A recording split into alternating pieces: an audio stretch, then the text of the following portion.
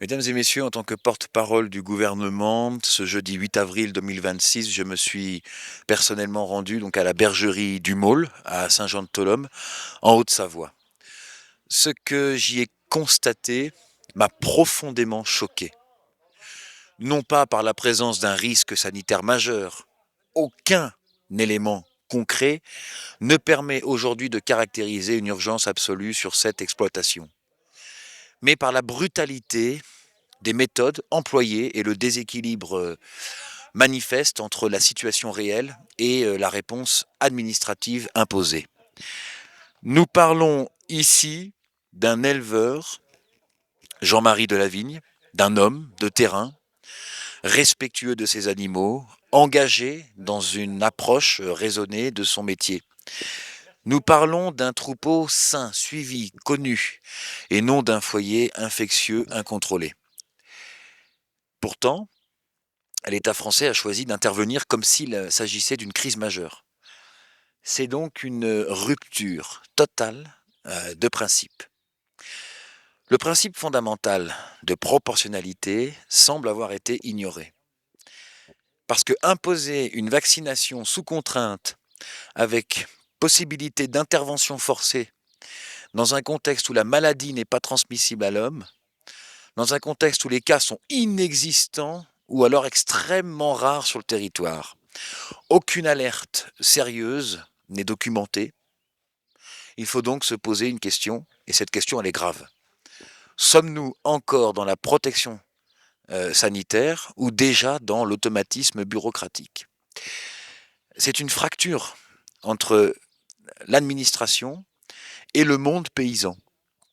En fait, ce que j'ai vu aujourd'hui, ce n'est pas seulement donc une opération vétérinaire, c'est une fracture. C'est une fracture entre euh, ceux qui vivent avec les animaux et ceux qui décident à distance. C'est-à-dire qu'un éleveur ne refuse pas par ignorance, il refuse parce qu'il connaît son troupeau, parce qu'il en assume la responsabilité et parce qu'il refuse des mesures qu'il juge disproportionnées. Donc refuser n'est pas un crime, refuser doit ouvrir un dialogue. Ça ne doit pas déclencher une intervention quasi coercitive. Alors, nos positions en tant que gouvernement de l'État de Savoie sont très claires.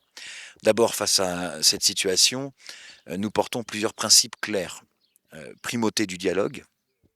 Aucune intervention ne devrait avoir lieu sans tentative réelle de médiation. Et puis la reconnaissance de l'expertise paysanne.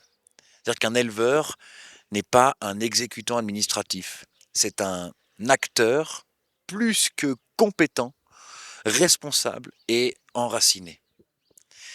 Donc, nous avons euh, décidé que toute mesure sanitaire doit être à la fois adaptée à la réalité du terrain et pas à un modèle théorique. Nous avons aussi le refus des démonstrations de force inutiles. C'est vrai que la santé publique ne doit jamais devenir un prétexte à des interventions spectaculaires et déconnectées du réel. C'est donc un signal d'alerte nationale. Ce qui se passe aujourd'hui à la bergerie du Maule dépasse largement le cas d'un seul éleveur. C'est un signal que le lien entre institution et terrain se fragilise. La confiance s'effrite. Et l'autorité administrative, aujourd'hui, plus personne ne la comprend et elle est contestée, sur tous les plans. Donc on en appelle bien sûr au calme et puis à la dignité. Je tiens ici à saluer l'attitude de Jean-Marie Delavigne et de son épouse, qui appellent bien sûr au calme et à la sérénité face à cette situation. Et c'est cette voie que nous devons tous suivre.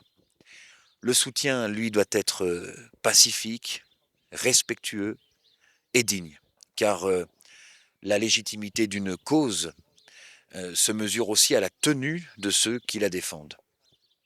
En conclusion, la souveraineté alimentaire ne se décrète certainement pas dans des bureaux, elle se construit dans nos fermes, avec des femmes et des hommes qui travaillent comme Jean-Marie chaque jour au contact du vivant.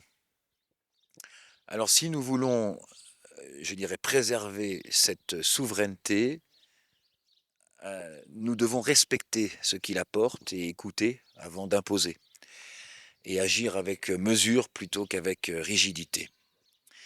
Aujourd'hui, je dirais qu'à la bergerie du Maule, ce n'est pas seulement une question sanitaire que l'on a soulevée aujourd'hui et ces derniers temps. C'est dans son intégralité une question de confiance.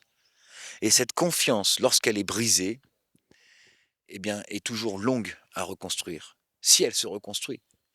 Et je vais être parfaitement clair, ce qui s'est passé aujourd'hui, c'est pas un simple conflit administratif, un simple excès, c'est une dérive totale. Une dérive d'un système qui ne sait plus faire la différence entre protéger et contraindre, entre accompagner et imposer, entre servir et dominer. Quand l'État en vient à envoyer des agents sous contrainte dans une exploitation saine, face à un éleveur, je dirais, plus que responsable, alors ce n'est plus de la prévention, c'est une démonstration de pouvoir. Et ce type de démonstration est bien évidemment dangereux. Dangereux parce qu'il installe une peur, dangereux parce qu'il détruit la confiance, dangereux parce qu'il alimente aussi une fracture tellement profonde entre le terrain et les institutions. Je dois dire que, en tant que gouvernement de Savoie, ici, nous pouvons encore le confirmer, nous refusons une agriculture sous tutelle permanente. Nous refusons un modèle où chaque éleveur devient suspect par défaut. Chaque décision locale est écrasée par une directive descendante. Et chaque désaccord est traité comme une résistance à mater. Un paysan n'est pas un sujet administratif. Merci.